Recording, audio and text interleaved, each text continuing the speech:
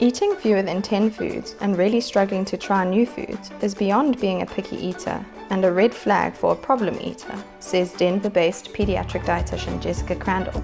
Problem feeding is generally due to either a hyper-sensitivity or hypo-sensitivity issue in the oral system. It also relates to the olfactory system, responsible for smell.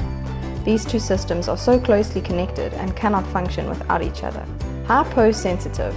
Children with hypo-sensitivities often have low oral tone and poor proprioceptive awareness.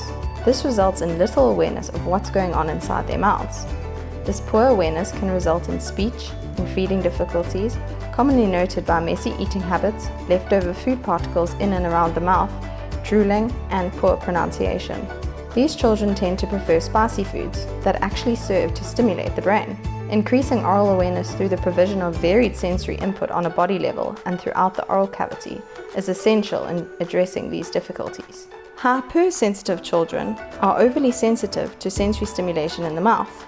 Even the slightest touch might be uncomfortable or even be perceived as painful.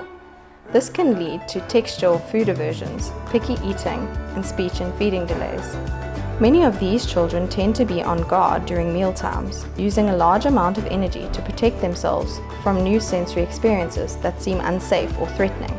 These children often display controlling behavior during meal times and restrict and limit food choices.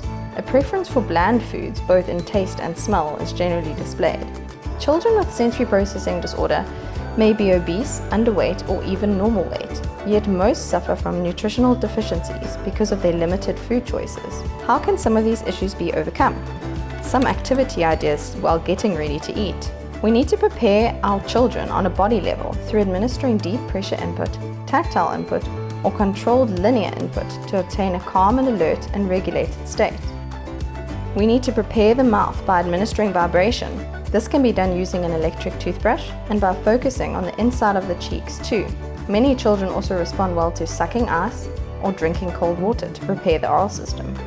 Other oral preparation activities include sucking, blowing,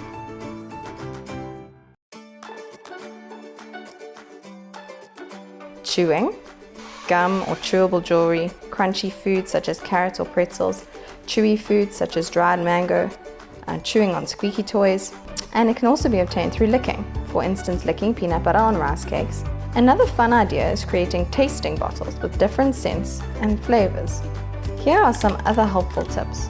Exercising patience and persistence without being forceful is very important. Having a structured routine at mealtimes, introducing new foods at a good time in the day. Parents and siblings should serve as role models when eating. Foods should be served easy for children to manage. You should present your child with a total of 3 foods on their plate.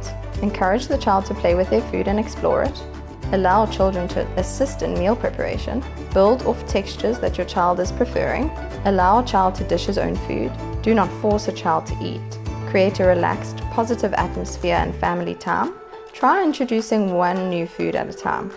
Allow your child to keep food separate. Allow your child to spit out food. Use creativity in the presentation of your food. Allow a doll or teddy to try the food first. Have playdate picnics and hide foods in muffins and smoothies and juices, etc.